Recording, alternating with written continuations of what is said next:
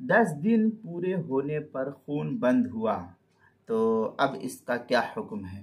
چنانچہ اگر 10 دن پورے ہونے پر کسی نماز کے بالکل اخیر وقت میں خون بند ہوا کہ وہ صرف اللہ اکبر کہہ سکتی ہے تو بھی اس پر اس وقت کی نماز فرض ہو گئی، بعد میں قضا کرنی اس کے ذمہ لازم ہوگی۔ چنانچہ اگر 10 دن پورے ہوئے، اب بالکل اخیر وقت میں 10واں دن تھا، اب بالکل اخیر وقت میں اس کا جو ہے یہ خون بند ہوا ہے، تو اخیر وقت میں خون بند ہوا اور اتنا وقت اس کو ملا کہ اللہ اکبر کہہ کے نہیں تکبیر تحریمہ کہہ سکتی ہے غسل وغیرہ کر کے، تو پھر اس صورت میں اس پر نماز فرض ہو گئی۔ اگر ابھی نہیں پڑھتی ہے تو بعد میں اس نماز کی قضا اس کے ذمہ لازم ضروری ہوگی۔